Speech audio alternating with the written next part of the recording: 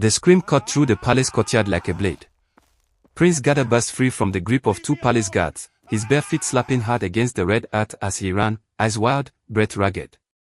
A clay pot shattered behind him, and someone shouted his name, not in concern, but in fear. His long hair was tangled, his royal robe torn, hanging off one shoulder like a forgotten memory of who he once was. "Catch him," a voice roared. "Do not let the mad one escape again." Gadda laughed, a sharp, broken sound, and spun suddenly, flinging a stone at the guards. It missed, but the madness in his eyes made them hesitate. That hesitation saved him. He bolted past the palace pillars and disappeared into the forest edge, leaving behind dust, whispers, and a kingdom that had already decided he was lost. Inside the palace, Queen Nana stood still. She did not flinch. She did not shout. She only watched the direction Prince Gadda had fled, her lips curling slowly into something between a smile and a scar. "Let him run," she said calmly. "A mad dog always returns." Prince Ladibaka stood beside her, dressed in fresh royal garments, gold beads heavy on his neck. He was younger, broader, confident in a way that came from never being denied. Yet his fingers trembled slightly. "Mother," he said quietly, "what if the elders see this again? What if they begin to doubt?" Queen Nana turned to him sharply.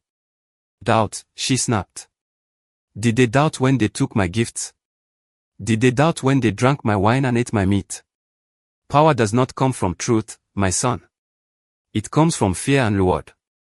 And right now, they fear him." She gestured toward the forest. "That thing running in the bush is no prince. He is a memory we will bury." Ladibaka swallowed and nodded, though unease flickered in his eyes. Far away, deep in the forest, Prince Gadda collapsed beside a tree, chest heaving, sweat soaking his skin. He pressed his forehead to the back and sobbed, not like a madman, but like a man who remembered too much. "They took everything," he whispered to no one. "My name, my throne, my mind." A bird fluttered from a branch above him, startled by his voice. Gadda wiped his face with trembling hands, and for a brief moment, clarity pierced through the fog that had haunted him for years. He remembered his mother. The first queen. Her laughter. Her strength. The way she used to say, "You were born for more than the palace, my son. You were born for the people." His fingers curled into the dirt. "She's dead," he whispered. "And her enemy wears her crown." The madness came and went like a cruel tide, but this time, something stayed behind: anger. Purpose. Back in Azanna Kingdom, the drums began to beat. The coronation of Prince Ladibaka was announced before sunset. Villagers gathered in clusters, whispering as smoke from cooking fires curled into the sky. Old men leaned on staffs, women held their children close, and everyone spoke in low tones. "They say the elder prince has finally lost his mind completely," one man murmured. "I heard he talks to spirits in the bush," another replied. A woman shook her head. "But madness or not, was he not the rightful heir?" "Hush," someone hissed. "Do you want trouble?" Queen Nana's ears are everywhere. At the palace square, the elders sat in a long row, their faces unreadable. Before them, gifts were piled high: bags of cowries, goats, expensive cloth, jars of palm wine. Queen Nana moved among them like a priestess, smiling, bowing slightly, her voice honeyed. "Our kingdom needs stability," she said. "My son is strong. He is sane. He will protect Azanna." One elder cleared his throat. "And Prince Gadda?" Queen Nana's smile faltered just a fraction. "Is unwell. The spirits have touched him." "Would you hand a kingdom to a man who cannot even rule his own mind?" Silence followed. Then another elder nodded slowly. "For peace," he said. "We choose Ladibaka." The drums grew louder. That night, Prince Ladibaka was crowned king. He raised the staff of authority high, and the crowd cheered, but beneath the noise, fear crept quietly into every heart. Some cheered because they were paid. Others because they were afraid. Very few because they believed. As Ladibaka sat on the throne, power surged through him like fire. "So this is what it feels like," he whispered to himself, gripping the armrest. "No one tells you no." Queen Nana leaned close. "Remember this feeling," she said. "And never let anyone take it from you." In the forest, Prince Gadda watched the glow of torches from afar. The sound of celebration drifted faintly through the trees. "They are celebrating my burial," he said bitterly. A voice answered him. "Or your rebirth?" Gadda spun around, heart pounding. An old man stood a few steps away, wrapped in faded cloth, eyes sharp and knowing. "Who are you?" Gadda demanded. "A witness," the old man replied. "And perhaps the healer." Gadda laughed darkly. "Can you heal a kingdom too?" The old man smiled. "Only if the prince survives long enough to claim it." The wind rustled the leaves, and somewhere deep within Prince Gadda, the madness began to loosen its grip. And the real war, for the soul of Azanna Kingdom, had just begun. "Where are you watching from? USA, UK, South Africa, Jamaica? Tell us what part of the world you're watching from. Now let's get back to the story." Days turned into weeks. King Ladibaka changed. At first, he listened. He greeted elders respectfully. But power is a patient poison. Soon, his laughter grew louder, his punishments harsher. A man who questioned a tax was flogged publicly. A woman who refused palace demands lost her farmland. "Let them fear me," Ladibaka said one night, pacing the throne room. "Fear keeps people obedient." Queen Nana watched proudly. "You are becoming a king," she said. "No," Ladibaka replied, eyes gleaming. "I am becoming untouchable." In the forest, Prince Gadda screamed as herbs burned his skin. "Hold him," the old healer commanded. "I will not be chained again." Gadda roared. "This pain is cleansing," the healer shouted back. "If you want your mind back, you must endure." Gadda's voice broke. "I want my life back." And somewhere between pain and memory, the madness finally cracked. Not yet gone, but wounded. And the throne waited. The fire snapped loudly, sending sparks into the night sky. Prince Gadda lay on his back beside it, chest rising and falling in slow, controlled breaths. The old healer crouched nearby, grinding herbs with deliberate care. For the first time in years, Gadda's eyes were steady. Not empty. Not wide. Just heavy, heavy with memories and grief. "Do you still hear the voices?" the old man asked quietly. Gadda hesitated. "Sometimes," he admitted. "But now, they are far away. Like echoes in another valley." The healer nodded. "Good. Madness does not always mean the mind is broken. Sometimes it is buried under pain." Gadda turned his head, staring into the flames. "They called me mad while they poisoned me," he said bitterly. "While they watched my mother die." The healer's grinding stopped. "You remember now," he said. "I remember everything," Gadda replied, his voice trembling. "The night my mother collapsed. The way Queen Nana screamed for help louder than anyone, yet her eyes never left my mother's cup. The days after, when my head began to burn, when I started seeing shadows, hearing laughter." He clenched his fist. "They said grief broke me. But it was witchcraft. Slow. Careful. Cruel." The old man exhaled deeply. "Then your healing has truly begun." Gadda sat up suddenly. "Healing is not enough. Azanna is bleeding." In the palace, King Ladibaka lounged on the throne like a man born into it. Two servants knelt at his feet, fanning him, while another poured palm wine into a carved cup. "More," Ladibaka commanded without looking. A guard stepped forward hesitantly. "My king, the elders request an audience." Ladibaka rolled his eyes. "Again. They just left this morning. They say it is urgent." Queen Nana emerged from behind a curtain, her presence instantly shifting the room. "Let them come," she said. "An angry elder is like a drum, loud but empty inside." The elders entered slowly, bowing. One of them, Elder Soba, cleared his throat. "My king," he began, "the people are complaining. Taxes have tripled. Farmlands are being seized." Ladibaka took a long drink before responding. "And?" Elder Soba stiffened. "And the people are hungry." Ladibaka leaned forward, eyes cold. "Hunger teaches obedience." A murmur of unease spread among the elders. "This is not the way of Azanna," another elder said carefully. "Your father ruled with balance." Ladibaka slammed the cup down. "My father is dead. And balance did not keep him alive." Silence fell. Queen Nana stepped in smoothly. You forget yourselves, she said softly. This throne was not given, it was earned. My son protects this kingdom from chaos. Elder Soba swallowed. With respect, Queen Nana, some say the chaos has already begun. That night, whispers spread like fire. In the marketplace, a man leaned close to another. Have you heard? The mad prince, they say he's different now. Different how? Calm. Focused. Alive. A woman selling yams crossed herself. Don't speak such things aloud. The palace will hear. In the forest, Gadda trained. His body, once weak from neglect, slowly remembered strength. He sparred with young hunters loyal to the healer, men who had once served his father. You hesitate, one of them said during a clash.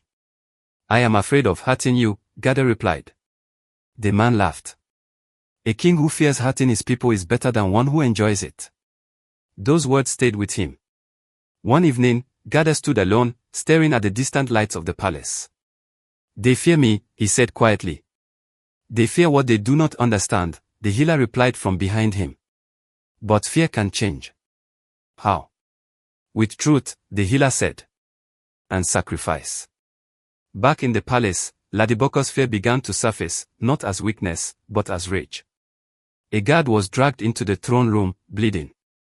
My king, another guard said, he was caught spreading rumors. Saying Prince Gadda lives. Ladibaka stood slowly. Does he? The accused guard shook violently. I only repeated what I heard. Ladibaka drew his sword and struck without warning. Blood hit the floor. The elders gasped. Queen Nana did not blink. Let this be a lesson, Ladibaka said, voice shaking with adrenaline. The mad prince is dead. And anyone who resurrects him will join him. Outside, thunder rolled. That same night, Prince Gadda stepped into the outskirts of Azanna kingdom for the first time in years. A child spotted him first. Mother, the child whispered. That man looks like the old prince. The mother turned, froze, and dropped to her knees. Prince Gadda, she breathed. He raised his hands gently. Please, he said. Do not kneel. I am only a man. Tears filled her eyes. You're not mad anymore. Gadda's voice broke. I was never mad. I was stolen from. Word spread faster than Ladibaka's threats.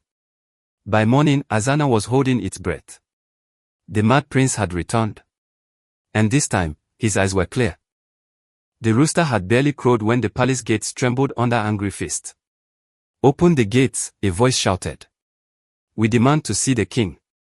Inside the palace, King Ladibaka shot upright from his bed, sweat clinging to his skin. He had dreamed of fire, of a throne melting beneath him while a shadow with clear eyes stood watching. What is that noise? He barked. A guard burst in, bowing low. My king, the people. They have gathered outside. Ladibaka's jaw tightened. For what? The guard hesitated. They are asking about Prince Gadda. Silence filled the room like smoke. Ladibaka rose slowly and reached for his robe. Bring my mother. Moments later, Queen Nana entered, her face hard, her eyes calculating. It has begun, Ladibaka said. They are saying his name out loud now. Queen Nana scoffed. Let them talk. Words are harmless. No, Ladibaka snapped. Words become belief. Belief becomes rebellion. He paced like a caged lion.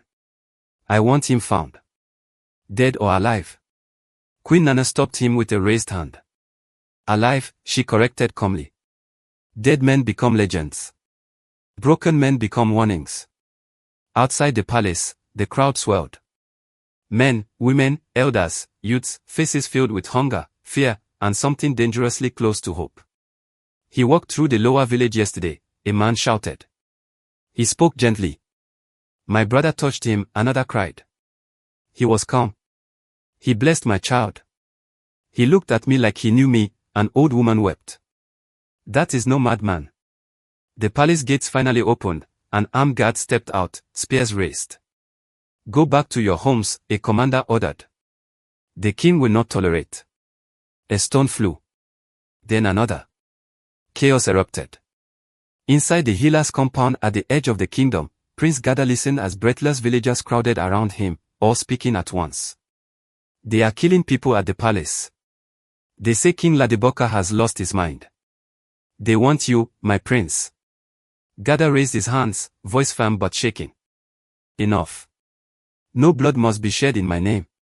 A young man stepped forward angrily. Then what do we do? Kneel and starve. Gadda closed his eyes briefly, then spoke with quiet intensity. We do not fight like thieves in the dark. We walk in the open. We speak the truth. The healer watched him closely. Once you step forward, there is no turning back. I turned back once, Gadda replied. It nearly destroyed me. He stepped outside. The sun rose fully over Azanna kingdom as Prince Gadda walked toward the palace, unarmed, bareheaded, dressed simply. People followed him instinctively, like a river finding its course. Whispers turned to gasps. Is that him? Look at his eyes. He walks like his father. At the palace gate, guards froze. It's Prince Gadda, one whispered. Their commander swallowed hard. Raise your spears. Gadda stopped a few paces away. I am not here to fight you, he said clearly. I am here to remind you who you serve. A guard's hands trembled. My orders. Your orders came from fear, Gadda interrupted gently. But your loyalty was sworn to Azanna. Something cracked. A spear fell to the ground. Then another. Inside the palace, Ladibaka watched from a balcony, breathing hard. He's here, he muttered. He's actually here. Queen Nana's face darkened. So the madness has truly left him. What do we do? Ladibaka asked, panic creeping in. Queen Nana turned to him slowly. We finish what we started. She summoned the elders. When Prince Gadda was finally allowed into the palace courtyard, the air was thick with tension. Elders sat stiffly, guards lined the walls, villagers pressed in behind. Gadda bowed slightly, not to Ladibaka, but to the elders. I greet you, he said. Fathers of Azanna. Elder Soba stood, voice unsteady. Prince Gadda, we believed you were lost. So did I, Gadda replied softly. But I found my way back. Ladibaka descended the steps, forcing a laugh. Brother. You look well, for a ghost. Gadda met his gaze. And you look powerful, for a borrowed king. A collective gasp rippled through the courtyard. Ladibaka's face flushed. Careful. Queen Nana stepped forward. You dare accuse my son? I accuse no one, Gadda said calmly. I only tell the truth. I was the rightful heir. I was poisoned. Declared mad. Cast aside. Murmurs grew louder. Queen Nana sneered. Convenient lies from a man who once ate dirt and spoke to trees. Gadda's voice trembled with restrained emotion. And yet here I stand. Clear-minded. Ho! Why your son rolls through fear? Ladibaka exploded. Enough. Guards, seize him. No one moved. Ladibaka turned wildly. I said seize him. A guard spoke up, voice shaking. My king, the people stand with him. Ladibaka looked around and, for the first time, saw it, the doubt, the fear, the shifting loyalty. Queen Nana realized it too. This kingdom is ungrateful, she shouted.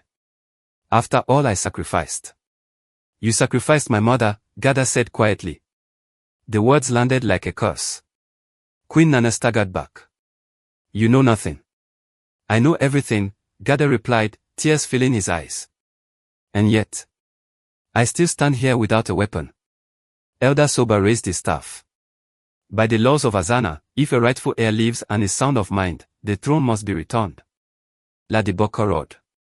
I will burn this kingdom first. In that moment, Gadda stepped forward, voice breaking. Brother, he said. Step down. I do not want your blood. Ladibaka laughed hysterically. You think mercy makes you king? No, Gadda replied. Love does. Silence fell. Then Queen Nana screamed, lunging for a hidden blade. And everything changed. Queen Nana's scream tore through the courtyard as she lunged forward, the hidden blade flashing in the sun. Time slowed. Prince Gadda saw everything, the madness in her eyes, the desperation of a woman whose power was slipping through her fingers, the raised arm ready to strike. Instinct took over. He stepped forward, not to attack, but to shield. "Stop," he shouted. A guard reacted first. Steel clashed against steel. The blade was knocked from Queen Nana's hand, skidding across the stones. She fell hard, her wrapper loosening, her breath ragged. The courtyard erupted into chaos, shouts, cries, scrambling feet. "Seize her," someone yelled. Ladibaka stood frozen, staring at his mother on the ground. "Mother," he whispered. Queen Nana lifted her head slowly, her proud face twisted with fury and disbelief. "After all I did for you," she spat. "After everything, you let them take me." Ladibaka's chest heaved. His eyes darted around, at the guards who no longer obeyed him, the elders who no longer avoided his gaze, the people who no longer feared him. "They chose him," he muttered, voice cracking. "They were never mine." Prince Gadda stepped closer, pain written across his face. "It was never about choosing," he said softly. "It was about what you did with what you were given." Ladibaka laughed bitterly. Easy words from the beloved prince. "You don't know what it's like to taste power and have it ripped away." "I do," Gadda replied quietly. "They ripped away my sanity. My name. My mother." The elders conferred in urgent whispers. Elder Soba finally stepped forward, raising his staff high. "Enough," he declared. "The gods have witnessed this. The truth has revealed itself." He turned to Gadda. "Prince Gadda, son of the first queen, rightful heir of Azanna, do you still desire this throne?" The courtyard fell silent. Gadda closed his eyes. Images flooded his mind, the forest, the madness, the chains, his mother's smile, the fear in the villagers' eyes, the blood on the palace stones. When he opened them, tears ran freely. "I desire peace," he said. "If that throne can bring it, then yes." Elder Soba nodded solemnly. "Then by the laws of our ancestors, the throne is yours." A roar rose from the people, some cheering, some crying, some falling to their knees. Ladibaka staggered back. "No," he whispered. "No, no, no." Queen Nana screamed again, this time in raw despair. "You ungrateful fools. I built this kingdom with gold and blood." "You built it on fear," Gadda said. "And fear never lasts." The guards moved in, restraining Queen Nana. As they dragged her away, she locked eyes with Gadda, hatred blazing. "You think mercy makes you strong?" she hissed. "It will destroy you." Gadda watched her go, his voice barely above a whisper. "Maybe. But cruelty already destroyed you." Ladibaka sank to his knees. "It's over," he said hollowly. "Kill me if you must." Gadda turned to him sharply. "No." Ladibaka looked up, stunned. "Why not?" "Because Azanna has seen enough blood," Gadda replied. "You will live with what you did. You will live without the throne." The elders murmured approval. "Exile," Elder Soba announced. "Prince Ladibaka shall leave Azanna before sunset and never return." Ladibaka laughed weakly. "A king yesterday, a nobody today." Gadda stepped closer. "You were never a nobody. You just chose the wrong path."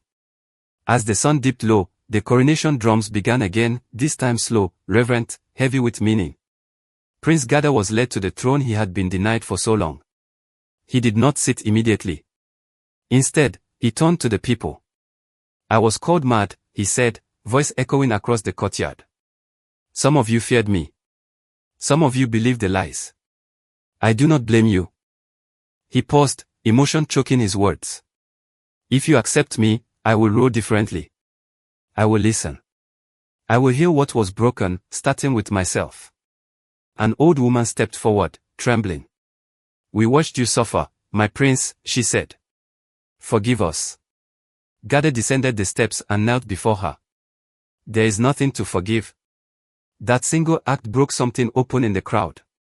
When he finally sat on the throne, there was no roar of forced loyalty, only a deep, collective sigh of relief. King Gadda's reign began quietly. Taxes were lowered. Seized farmlands were returned. Prisoners jailed for speaking were freed. Guards were reminded they served the people, not fear. At night, Gadda sometimes woke from dreams of the forest, heart racing, sweat cold on his skin. But each morning, he rose and faced his people anyway. Madness, he learned, leaves scars. But scars can remind a king why power must be held gently. Months later, as children played freely in the palace courtyard, an elder remarked softly, "The mad prince has become the wisest king we've known." Gadda heard it and smiled sadly. "I was never mad," he said to himself. "I was tested." And Azanna kingdom finally began to heal. The first year of King Gadda's reign did not begin with celebration. It began with repair. The palace walls still carried whispers of fear. The marketplace still held memories of soldiers dragging men away. Even the throne itself felt heavy, like it remembered the cruelty of the one who had sat there before. Gadda felt it too. Some nights he sat alone in the great hall long after the torches burned low, staring at the empty space before him. "You look at that throne as if it might bite you," Elder Soba said one evening, stepping quietly into the hall. Gadda gave a tired smile. "Power bites those who think it is a pet." Soba studied him carefully. "You are afraid?" "Yes," Gadda admitted. "And I pray I never stop being afraid of becoming what I once thought." Outside the palace, Azanna was restless. Years of fear had carved deep wounds. Farmers who had lost land did not immediately trust its return. Families who had been punished for speaking truth still lowered their voices when soldiers walked by. Gadda ordered something no king before him had dared to do. He left the palace without guards. When the people saw him walking through the market alone, carrying no weapon, dressed simply, murmurs followed him like wind through grass. A butcher dropped his knife. "My king, where are your guards?" "At the palace," Gadda replied gently. "I came to see my people, not frighten them." An old man stepped forward, eyes wet. "My son died under Ladibaka's punishment." Gadda swallowed hard. "I cannot return him to you," he said quietly. "But I can make sure no father buries his child because of a king's pride again." The old man's voice trembled. "Words are easy." Gadda nodded. "Then watch my actions." And slowly, action followed. Taxes were cut in half. Royal storehouses were opened during famine. Corrupt palace officials were publicly removed from their positions, not beaten, not humiliated, but stripped of power and exiled. Still, not everyone believed in him. One evening, as Gadda addressed the council, a young warrior named Baku stepped forward boldly. "You speak of peace," Baku said sharply. "But you were once mad. How do we know it will not return?" The hall froze. Every guard tensed. Gadda raised his hand. "Let him speak." Baku did not back down. "What if another whisper enters your mind? What if the kingdom wakes one day to another broken king?" The question struck deep. Gadda walked down from the throne and stood face to face with Baku. "You are right to ask," he said calmly. "Madness is part of my story." He placed a hand over his chest. "But I know its taste. I know its darkness. And because I have walked through it, I will never ignore pain in others." His voice grew stronger. A king who has never suffered rules with arrogance. A king who has suffered understands the weight of every decision. Silence filled the hall. Baku lowered his gaze slowly. "Then forgive me." "There is nothing to forgive," Gadda replied. That night, as rain fell softly over Azanna, Gadda dreamed of his mother again. She stood beneath a great tree, smiling. "You are becoming the king I hoped for," she said. "I still feel broken," he answered her. She touched his cheek. Broken things let the light through. He woke with tears on his face. Months passed. Queen Nana remained imprisoned in a guarded compound outside the palace walls. She had refused to speak since her capture. One afternoon, Gadda went to see her. She looked older. Smaller. But her eyes still burned. "So," she said coldly, "you came to watch me rot?" "No," Gadda replied quietly. "I came to release you." Her expression flickered in disbelief.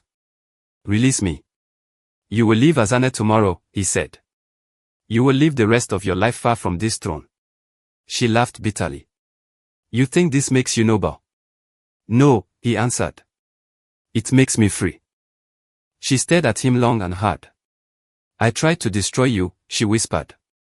"I know. I poisoned you. I know. I killed your mother. The words hung in the air like smoke. Gadda's jaw tightened. His hands trembled at his sides. Why? He asked softly. Her voice cracked for the first time. Because I feared her. Because I feared you.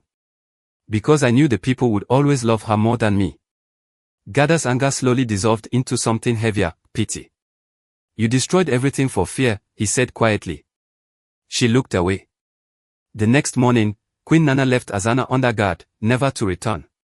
When news spread, the people expected celebration. Instead, Gadda declared a day of silence. Let us not rejoice over exile, he said. Let us learn from it. As the second year approached, Azanna began to breathe differently. Children laughed openly in the streets. Markets grew busier. Songs returned to the air. But inside Gadda's heart, a quiet loneliness remained. He had reclaimed the throne. He had restored justice. Yet when the palace grew silent at night, he felt the weight of solitude pressing against him. One evening, as he stood on the palace balcony watching the sunset bleed gold across the land, Elder Soba joined him again. You carry the kingdom well, Soba said. I carry it, Gadda replied. But I do not share it. Soba smiled knowingly. A kingdom needs a queen. Gadda exhaled slowly. A queen deserves more than a broken king. Then become whole, Soba answered. Gadda did not yet know that destiny was already walking toward Azanna. And her name was Amara. The story of Azanna was not finished. It was only preparing to rise. The first time King Gadda saw her, she was standing in the middle of a storm. Not a storm of rain. A storm of men shouting. The palace courtyard was tense. Two regional chiefs had arrived at the same time, both demanding water rights from the same river that flowed between their lands. Voices were raised. Spears were being gripped too tightly. Old rivalries were surfacing like wounds reopened. Gadda had stepped down from the throne to address them personally when a clear, steady female voice cut through the noise. If two men fight over a river, she said calmly, it is the river that suffers first. Every head turned.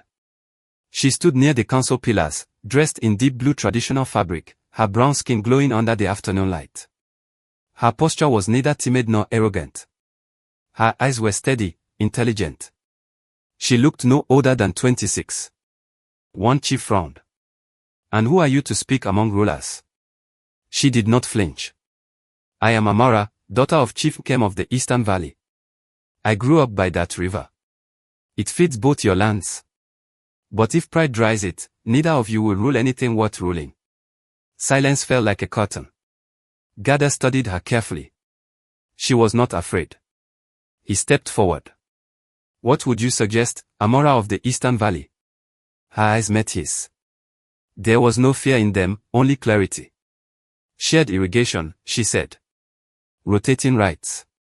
A council to monitor usage. And penalties for overharvesting. The chiefs shifted uneasily. That will weaken my authority, one protested. It will strengthen your survival, she replied. A slow smile spread across Gadda's face. For the first time in years, someone had spoken not with emotion, not with flattery, but with wisdom. Prepare the council, he ordered. We will hear her proposal in full. The dispute ended without bloodshed. That evening, Gadda could not shake her voice from his mind. She speaks like someone who has seen hunger, he said quietly to Elder Soba. She has, Soba replied. Her village suffered during Ladibaka's reign. Gadda's chest tightened. Because of me. No, Soba corrected gently. Because of a cruel king. Do not carry sins that are not yours. Days passed. Amara remained in Azanna to help implement the irrigation council. Gadda found himself seeking her counsel more often. One afternoon, they walked through the palace gardens together. You do not fear speaking truth, Gadda observed. She gave a small smile. Truth is less frightening than silence. He studied her profile. Most people are afraid of kings. She stopped walking and faced him. I was afraid of hunger, she said softly. Of soldiers taking our harvest. Of my younger brother crying at night because he had not eaten. Her voice trembled, but did not break.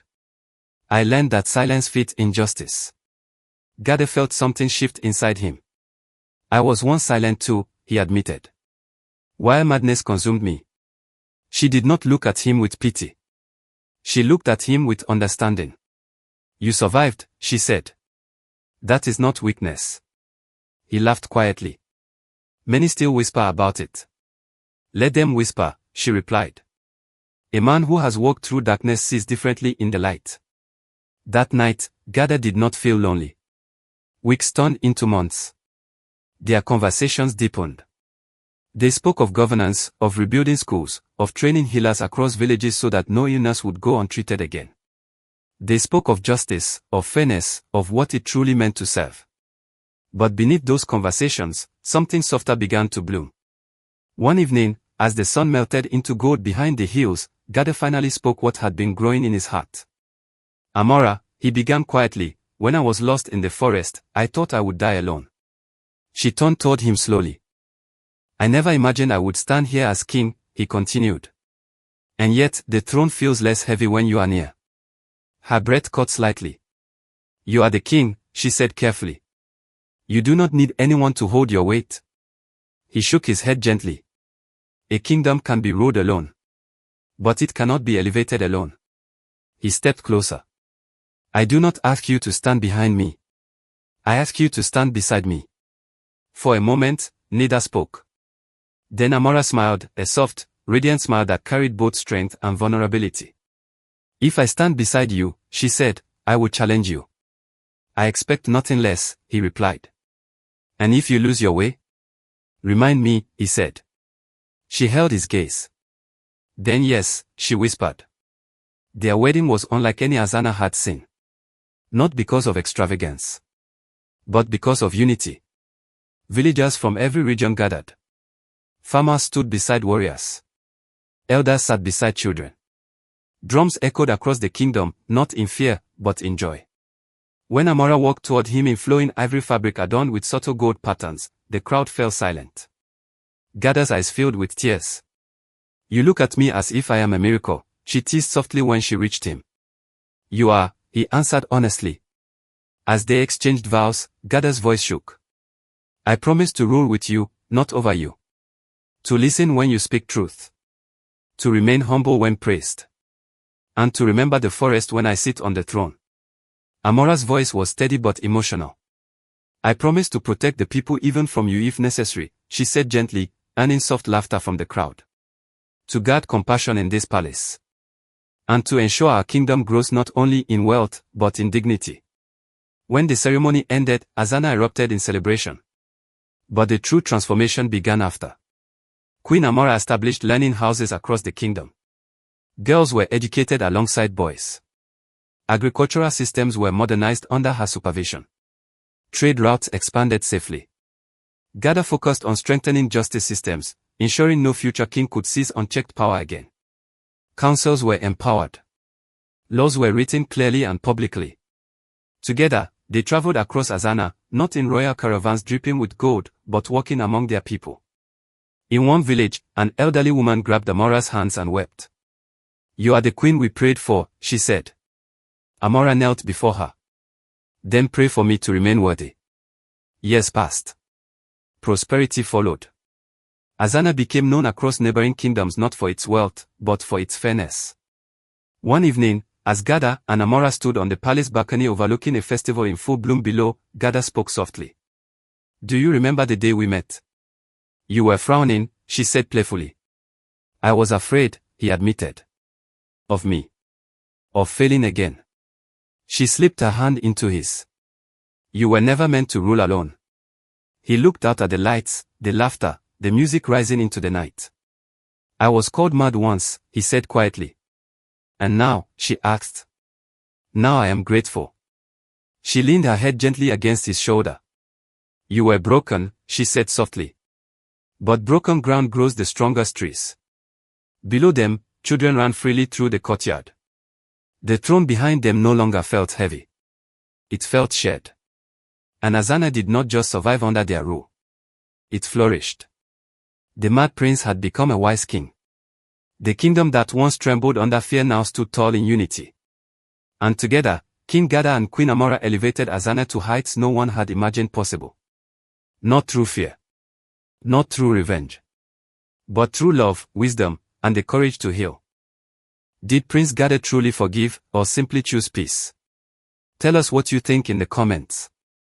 And if you want more emotional African storytelling, subscribe and turn on notifications. The next story might be even more powerful. Thank you for watching.